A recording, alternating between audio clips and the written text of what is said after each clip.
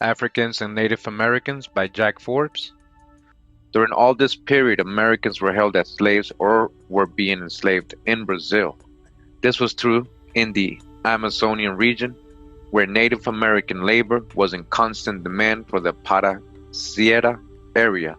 One Jesuit estimated that 3 million Indians were descended as slaves from the Rio Negro alone.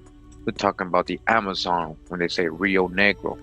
In the century up to 1750, 3 million Indians. While this figure may be exaggerated, there is no question but that some Portuguese possessed more than 1,000 American slaves each. 1,000 slaves each, American slaves, not Africans. The Bishop of Bahia in Brazil in 1827 noted that 20,000 Americans in his province were suited to all kinds of work and industry. Another speaker mentioned 200,000 who can immediately settle Brazil. In the middle of the 19th century, a British visitor to the Guyana-Suriname region noted how prevalent the Indian slave trade has been and how recently carried on even without our boundaries.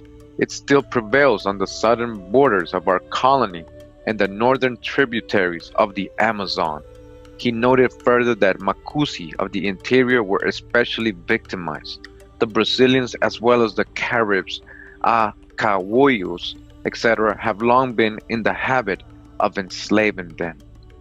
Slavery also continued in other sections of Brazil. In 1741, some 8,000 Caiapo people of Goiás were enslaved. 8,000 Caiapo people of Goiás were enslaved. Large numbers of carijos, servants, were present in the south, sometimes classified as administered Indians, but in practice used in servile status. Okay? These are Indians, not Africans.